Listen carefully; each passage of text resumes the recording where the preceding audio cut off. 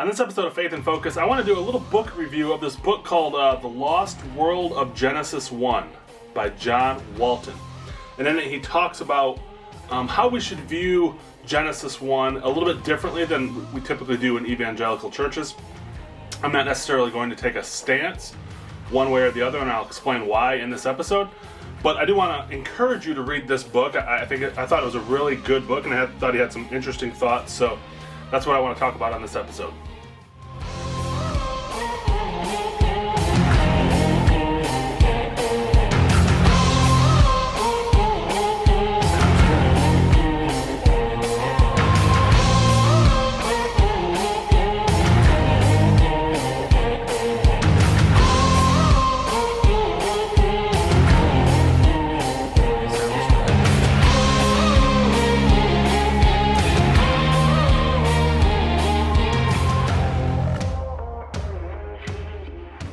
If you spend much time in Christian circles, you know that the Genesis debate, Genesis 1, 2, 3, the creation of the universe, the creation of the world, is like this topic that's so heated.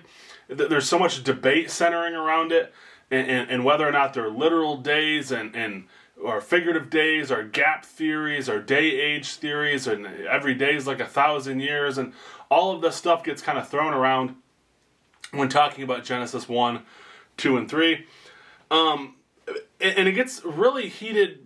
Like, people will take a stand on this issue as if it's the gospel and how it's the most important thing ever. And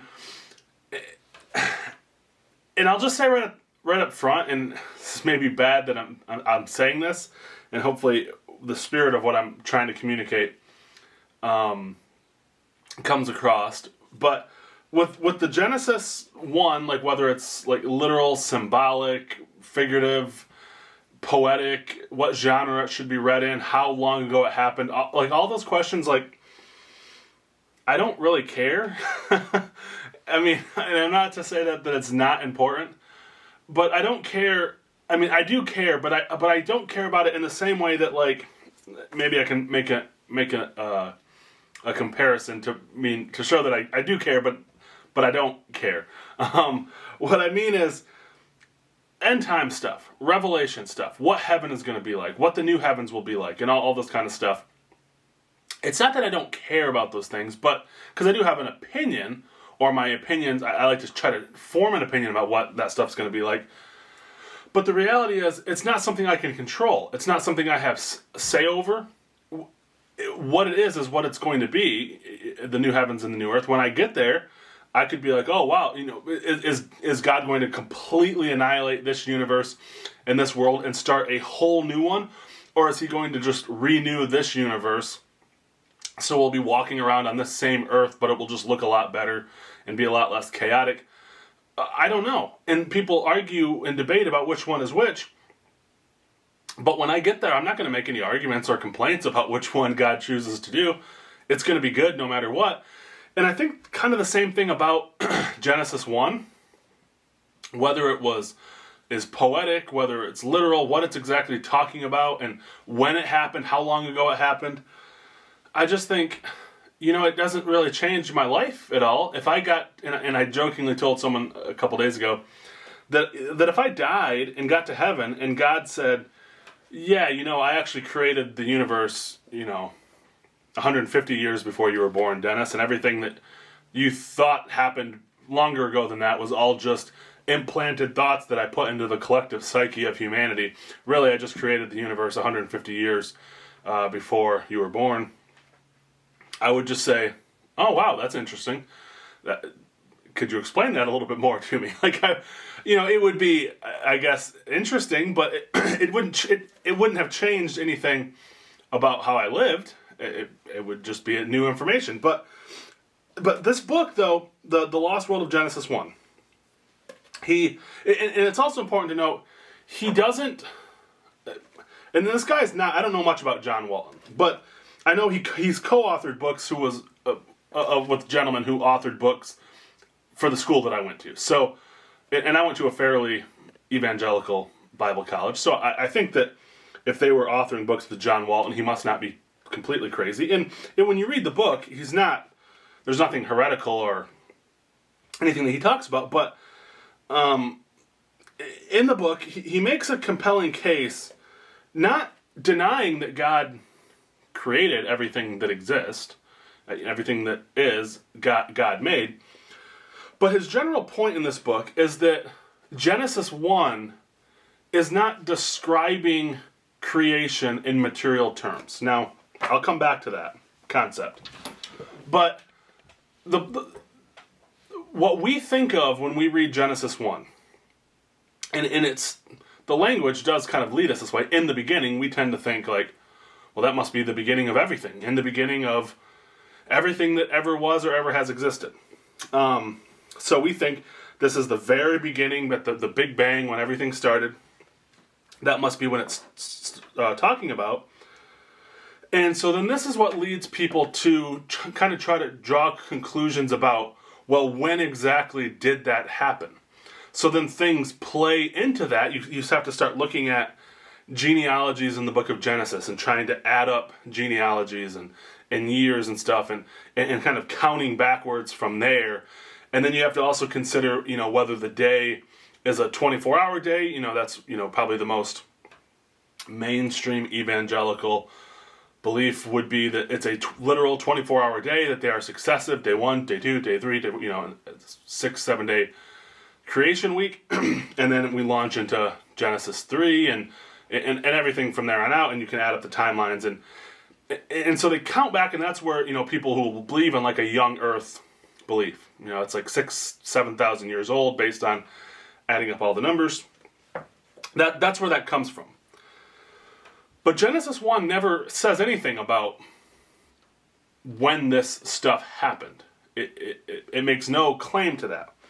And the central point that John Walton makes in this book, and why I think I'm really suggesting you read it. And when you read it, try to read it eliminating all of your preconceived notions. And the reason why that's important is because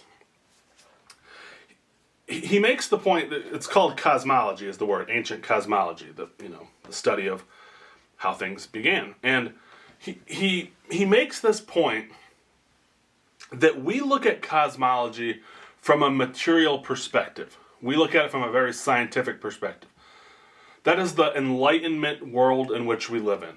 As moderners, everything is scientific. We put it under a microscope. You can study it. You can weigh it in a laboratory. All of this kind of stuff. That's how we think, and that's a relatively new way of thinking. And everything that we're concerned about is the material origins of things, how those things began. And he argues throughout this whole book that is not how ancient people thought. That isn't what they were concerned about. And he stresses over and over again that if you look at Genesis 1 from a non-physical, a non-material perspective, that is, Genesis 1 is not talking about how the sun got put into the sky. The makeup of the sun. What the moon is made of. How did that get formed? If you realize that that's not what Genesis is talking about. It's not talking about the material composition and the material formation of those things, but instead it's talking about the functional creation, the functional cosmology of how those things came to be. And again, that's like, oh, come on, that sounds ridiculous. But that's why I would challenge you to read the book. He makes the case pretty compellingly that this is how the ancient world thought. Again, remember, material origins, how things materially began, and how big is the sun and the moon and the diameter of it, and how did it get formed. Those are all questions that we care about now. God was speaking to Jewish people thousands and thousands and thousands of years ago in a culture where they were not concerned about these issues. They didn't even think about those issues. And in fact, you get pointers in Genesis 1 that God is talking to an ancient people who had no understanding of how the universe actually worked, or how the world was actually formed, or the makeup of the earth. And God, in a sense, spoke to that audience in their ignorance. He didn't try to correct their scientific inaccuracies. And one of the illustrations he gives is in the ancient world, the Jews and their surrounding cultures believed that the seat of a person's emotions was not, we think about like where are your emotions? Well, we think about it happening in your brain. There are chemicals that get released in your brain, serotonin and all this kind of stuff, and you can take medicines to have a chemical imbalance and rebalance out the chemicals in your brain. That's where emotions come from and stuff. So we think about it in very scientific material terms. They didn't think about it in that way. They much more thought about your emotions as coming from your entrails, your guts. That's where they came from. Well, that's not where emotions come from. The emotions are things happening in your brain to a large certain extent. God didn't feel the need to correct their science and tell them, that's not really how the human brain operates. That's not how your emotions work. He just, that's what they thought, and he kind of played into that. So the same thing with the ancient world. They believed certain things about the world. And where it wasn't necessary, God didn't feel the need to correct them. And here's the example that he points out in particular. This is in Genesis 1, verse 4. God saw that the light was good. God separated the light from the darkness. God created the light day. The darkness he called night. There was evening, morning, one day. Verse 6, then God said, let there be an expanse in the midst of the waters, and let it separate the waters from the waters. God made the expanse and separated the waters which were below from the waters which were above the expanse. And it was so. God called the expanse heaven. That is a view, in our translation calls it an expanse. I think the old King James might call it the firmament. And that word, expanse, kind of makes it sound like a gap. Like, there's a wide expanse between us. But that's not what it means. What it means is firmament actually sounds closer to what it is. Like this, it's a firm separation. It's a solid state. And so there's this water, this primordial water, and God separated the waters from below, from the waters from above, with this great firmament. And he called that firmament heaven. And so that's like the second heaven. That's the sky up there. And he makes the point that the ancient people, that's what they thought, was that here you've got water down below, but there's water up above. And there's a firmament. There is a solid dome that is up there, that is held up by the mountains. The mountain peaks at the very top are what hold the top of that solid firmament. And that solid firmament holds waters up above it, because in their thinking, there must be water up there, right? Because every once in a while, water will come down out of the sky. And if you can kind of think of it in terms of like, if you hold a bucket that has holes in the bottom of it, and you fill that bucket up, well, it's going to hold all this water up there because it's got a solid bottom, but there's small holes where occasionally water in various places will fall through. So that's how they thought. Now, we know now that's not how water stays up there. That's not how water gets up there. There's no solid dome up there holding up water. It's just air and atmosphere and all that kind of stuff. So God was using the language that they used. Now people would say, well, that's lying. That's deception. Well, it's not any more deception than God not correcting them that where your emotions come from. You see what I'm saying? Like, it's just God speaking to that culture. And you'd have to understand, too, how could God speak to a primitive culture like that and try to explain modern scientific theory to them? They would just not have the understanding to do it. The message would just be completely lost. And it's like, I've got missionaries who would go to primitive people over in Papua New Guinea and such. And these are primitive people who think that, if you do this kind of ritual, it'll keep the spirits away and you won't get sick or whatever. Like, that's primitive thinking. Now, we can try to explain to them, well, here's what germs are and here's how sickness actually spread. And I think to an extent we do that. But that's the gap that we're talking about between us and modern world with scientific understanding, trying to communicate to primitive people that exist now. And we can teach them, but we're talking about this massive gap in understanding that God wasn't concerned about telling them about. That's not what Genesis 1, what was intended to do, was to fix their scientific understanding. It was telling a different story. And again, that's what John Walton's case is. He's making it's telling a different story than how material stuff actually works. So he's talking about, it's not how the physical things were made in the material sense. It's not a material origin story. And he makes the case that it's a functional origin story. So it's when God took things that were non-functional and turned them into functional. God took what was chaotic, what was formless and void, and shaped it and made it into something that was functional and usable. And of course, usable for what? The ultimate point is he makes it habitable and functional for a world in which humans, the pinnacle of his creation, can live and walk with him and serve him and worship him and all of that.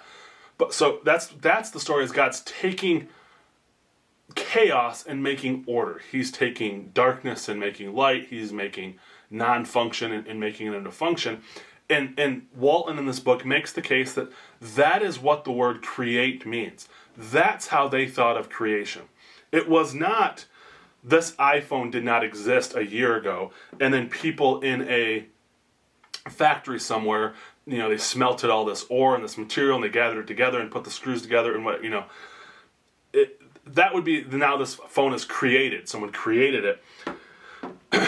He's talking about the functional creation. Now, he does make the point to say the material creation of the universe, where things came from, how the earth was formed, all of the things that we would be concerned about. However those things happened, God did that. I mean, it doesn't take away anything from that truly in the beginning of everything, God was there creating things. He just makes the case that that's not what Genesis 1 is. It's not the story that Genesis 1 is telling. Another illustration he uses that I think is very helpful for us to understand. Because again, the hard part for us to understand this way is we're so steeped in material thinking. We think in material terms. God created, that means God physically, materially made some kind of tangible, physical something. It's so hard for us to think in different terms, but he does use an illustration, a couple of illustrations that I think are helpful, that help explain what God is really doing in Genesis 1, or what God is potentially doing. He talks about like a company, for instance. Let's say I sit down with my roommate Matt and my friend Phil, and I say, hey, I got this business idea. It's going to be called, iPhones Are Us, and we're going to make these iPhones. Here's what we're going to do. Here's the plan that we're going to do. Here's how we're going to make them. Here's where we're going to buy stuff. I'm going to be the CEO. Matt, you're going to be the CFO. Phil, you're going to be the grunt person who goes around and collects all the material, whatever. And we assign these roles. We establish the hierarchy. We sign the LLC. And we are now incorporated as a business or whatever. We open a bank account. All right, good to go. We have created a business, even though we've not materially, physically done anything. We've not created anything. There's no building in which we operate out of. We don't have any money. We don't have any infrastructure. We don't have any product that we've made. We've done nothing physical, and yet we've still created something. We've created a business. We've created a company with roles. We took chaos and ambiguity. What are Matt, Phil, and I going to do with our lives? Well, I don't know.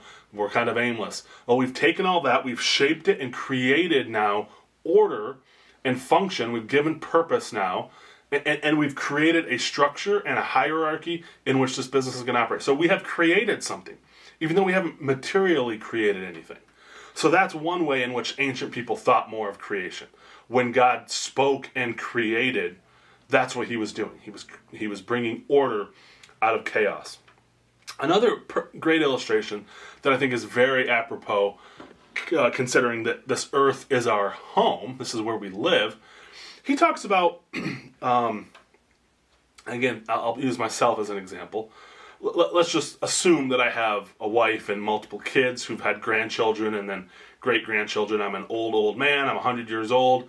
And someone sits down and says, Dennis, I want you to tell me about the creation of the house of Sotheby.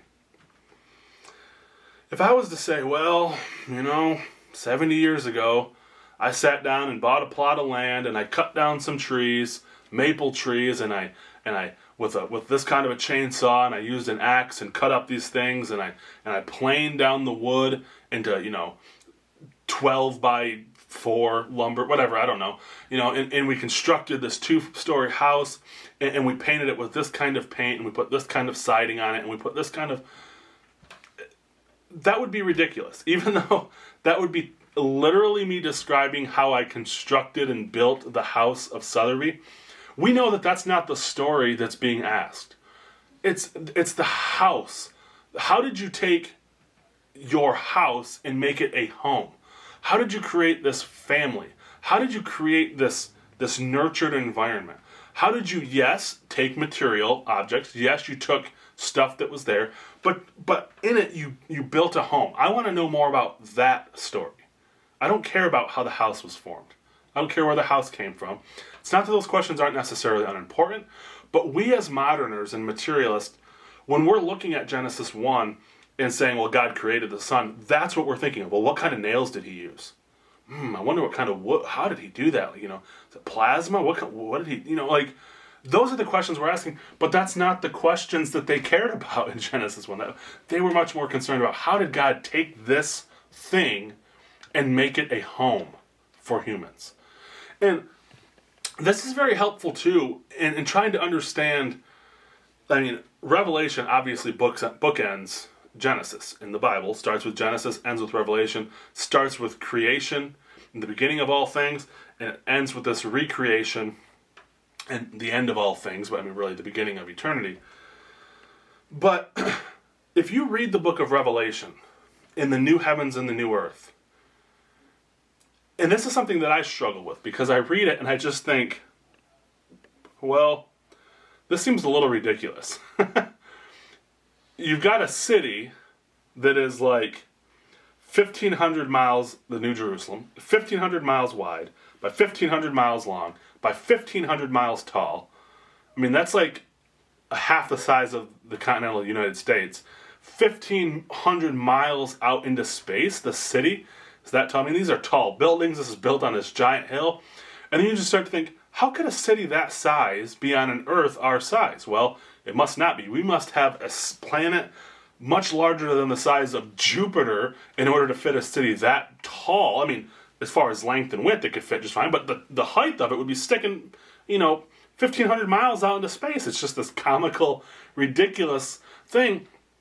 And then it talks about the city, the gates being made of 100-pound pearls.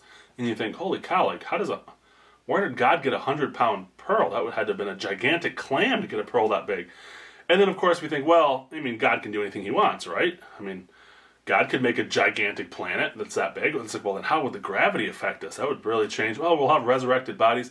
You can kind of start to see already, I'm trying to think of how the new heavens and the new earth are going to look from a materialistic standpoint.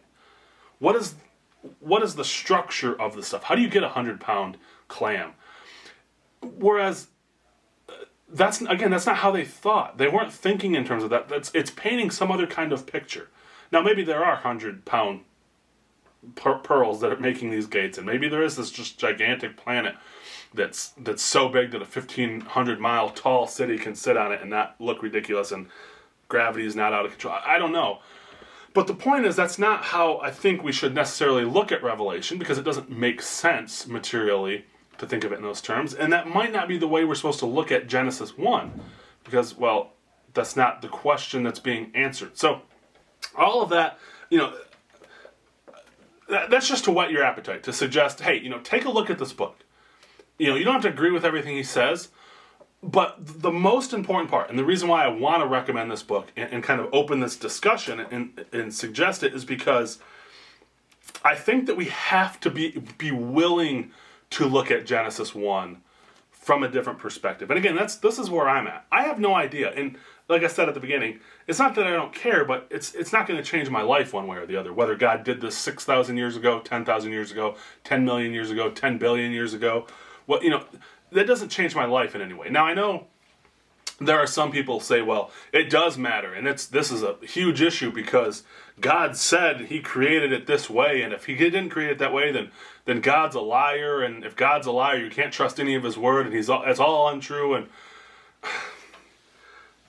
that kind of thinking I don't think is very helpful, and I don't think it's very sophisticated, again, because it's looking at a very narrow interpretation of Genesis that may not, that's the point of this book, right? It's saying we can look at Genesis a different way. And if we do look at it a different way, it opens up a bunch of different questions that can be answered.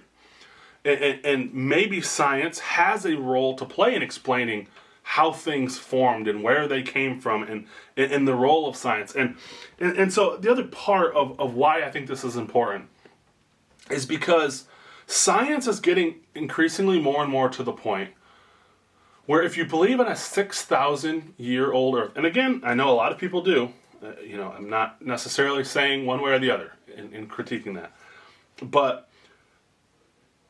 people, that belief is increasingly becoming more and more as crazy as the flat Earth theory, okay? Now, I know most of my Christian friends would say the flat Earth theory is ridiculous. We know scientifically that the Earth is not flat. Well, we are getting increasingly more and more to understand, I think that the Earth is much older than 6,000 years. Okay, and if we're not willing to say, well, maybe we're asking the wrong questions of Genesis, like he brings up in this book, we're going to eventually get to, and I think we are, to a large part, at that point where we are screaming that the Earth is 6,000 years old, fossils are fake, dinosaurs are fake, everything that we know about science is fake, it's all a lie, they're lying to us because they hate God and they hate Jesus and they're trying to cover up the fact that the Earth is only 6,000 years old. And to unbelievers, that rings very much like we would look at flat Earth. The scientists are lying, NASA astronauts are lying, pilots are lying, it's all a lie, the government's lying.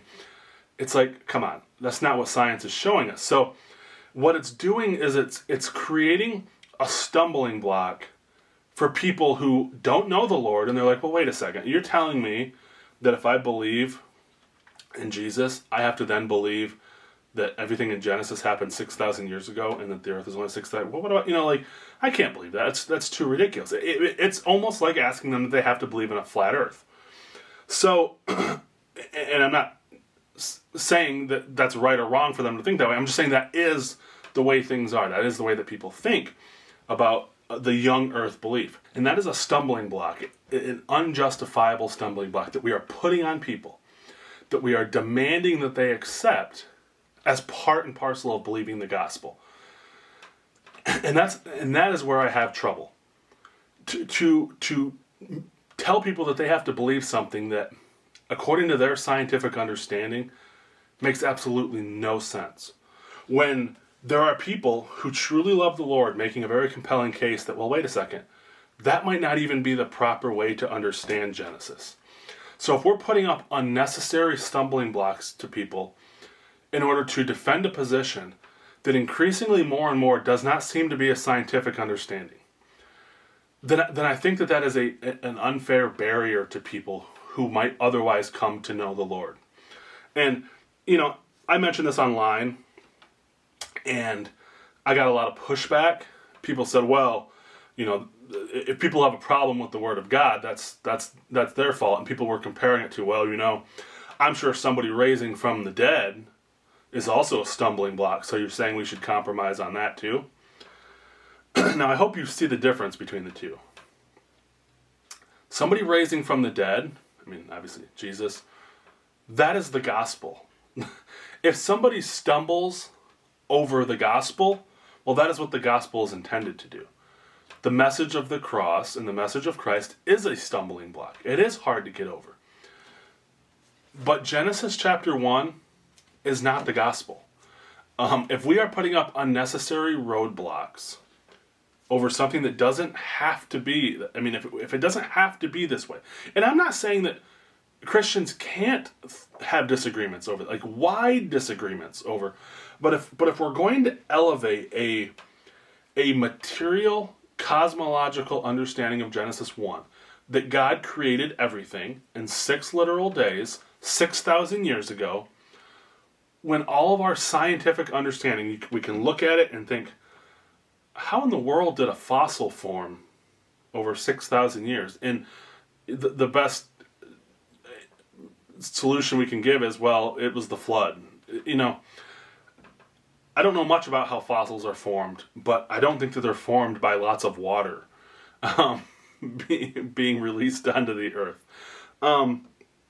So, and there are just other issues too that play into this, that need to be discussed. I mean, when you think about it this way, I mean, if the earth is really, millions or billions of years old, and life on earth is millions of years old, and God was using some kind of process, whether evolution or just allowing animals to exist and propagate and live on this earth before he created humans, well, then guess what? Animals were dying at that point.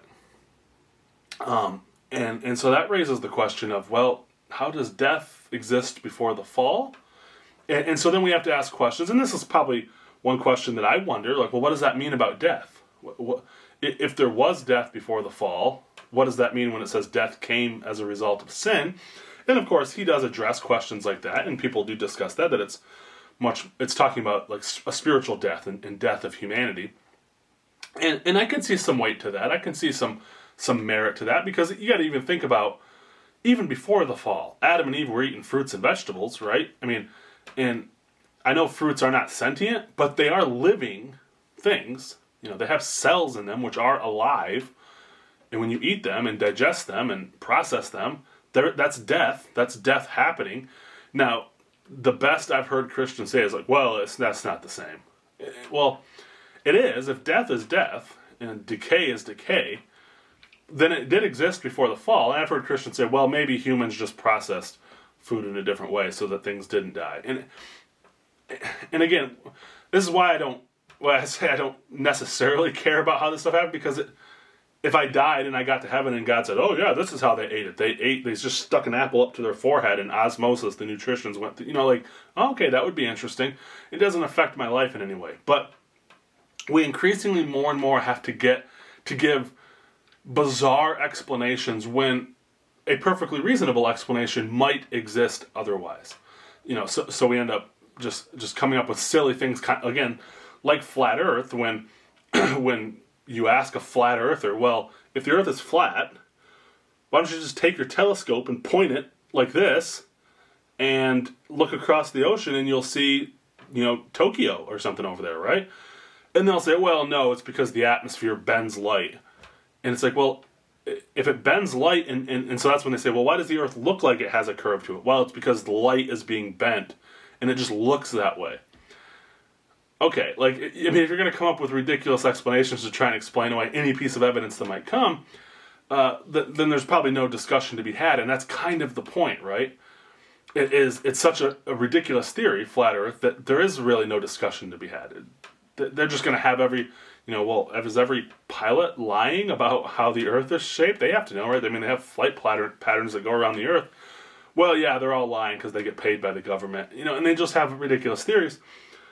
Well, if we're not even willing to discuss age of the earth, how the earth was created, questions about Genesis 1, if it's just a rigid, nope, it's 6,000 years old, and if you don't believe that, you don't believe the Bible, and if you don't believe the Bible, you question God's accuracy, you're calling God a liar, therefore you're not a Christian.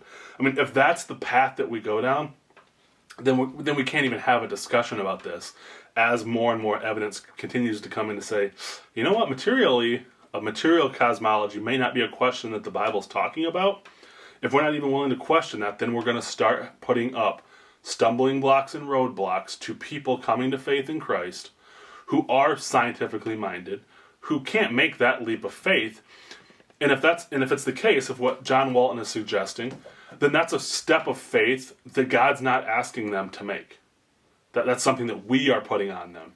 And so, again, I would challenge you. I know this wasn't exhaustive about, and I didn't want it to be, but it's just to kind of put the plug in there for this book by John Walton, and open up that possibility that, okay, maybe Genesis can be understood in a different way. Genesis 1 can be understood in a different way. And I don't have any conclusion about that I have drawn about this issue. But in reading this book, it has freed me, I think, in a way to be able to think about this in such a way as to have an open mind. And I think that's what we need to have. It's just an open mind that John Walton, I mean, again, I don't know anything about him. I may find out that he's like an evil, based on, I mean, the people that recommend him that I know and trust. I would think that he's a perfectly evangelical Christian.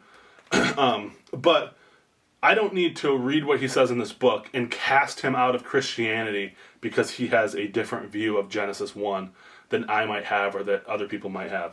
It's just this, it's opening up the debate and the discussion and opening that door a little bit wider for people who might be scientifically minded to say, hey, there's a place for you to come in and bring your knowledge and bring your wisdom on this topic as well. So I hope you enjoyed this episode. And again, I do hope you go out, get this book on Amazon or something, The Lost World of Genesis 1 by John Walton.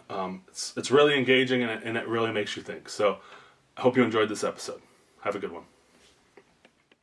While Faith in Focus is a ministry of In Faith, the views and opinions expressed in this podcast don't necessarily reflect the views and opinions of In Faith as a mission.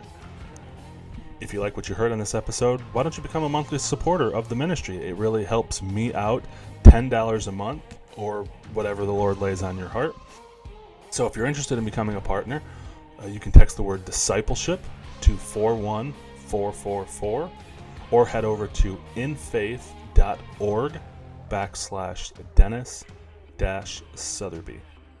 And if you have any questions or topics that you would like me to address on a future episode of Faith in Focus, why don't you shoot me an email? You can email me at dennissoutherby@infaith.org. Just put in the subject line, question for Faith in Focus or something like that. So I can see it, know that it's from you, and know that it's an issue that you would like me to address.